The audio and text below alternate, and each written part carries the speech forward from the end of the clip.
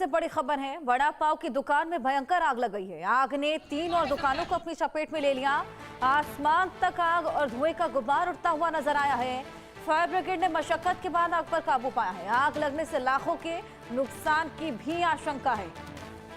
Fire brigade ने कड़ी मशक्कत की है, जिसके बाद इस आग पर काबू पाया जा सका है। तस्वीरें आप देखिए, कितना भीषण और कितनी भयावह ये तस्वीरें हैं। एक्सक्लूसिव तस्वीरें आपके सामने हैं। ये भीषण आग वहां पर लगी थी। आग लगने से लाखों का नुकसान हुआ है। ये वड़ा पाव की दुकान थी, जिसने कुछ और दुकानों को अपने चपेट में ले लिया। और कितनी ज्यादा ये आग फैलती गई, कितनी ज्यादा धधकती गई, ये आप इन तस्वीरों को देखकर अंदाजा लगा सकते हैं। ऊपर उठता हुआ ये धुआं और ये आग का गुब्बार, ये साफ बताता है कि कितनी भीषण ये आग हो चली थी। नासिक में ये पूरा मामला देखने को मिला है।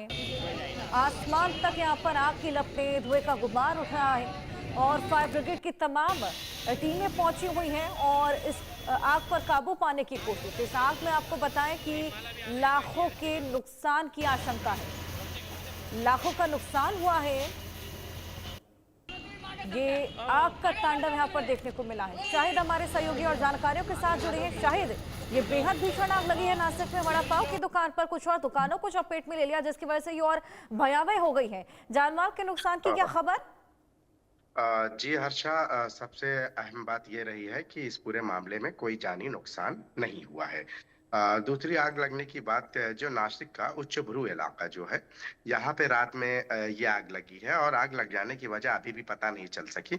हालांकि पहले आग मामूली थी और देखते देखते जो है महज 2 से 3 मिनट में आग ने विकराल रूप धारण कर लिया और इस आसपास के इलाके को अपनी चपेट में ले लिया। तेज धुआं था और उसके बाद आप जैसे देख सकते हैं कि हमारे टेलीविजन स्क्रीन पर कि इतनी ज्यादा तेज थी कि बहुत ही कम समय में जो है ये आग ने जो है पूरे इलाके को अपनी चपेट में ले लिया। वड़ा पाव की दुकान थी, लेकिन आसपास की कई दुकानें जलकर राख हो गईं। फायर ब्रिगेड की टीमें जो है, पुलिस की जो टीम है मौके पर पहुंची और उन्होंने आग पर मशक्कत काबू पाने के लिए बड़ी मशक्कत की। तकरीबन 40 मिनट तक ये मशक्कत जारी रही और 40 मिनट के बाद जो है इस आग पर तो काबू पा लिया गया। लेकिन आग लगने की जो वजह है हर्षा, वो अभी भी साफ नहीं हो पाई है कि असल वजह क्या रही है।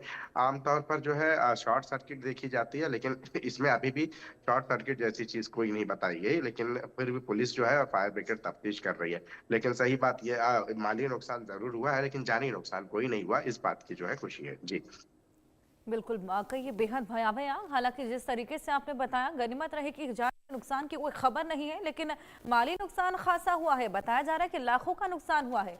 वजह पता लग पाई है शाहिद?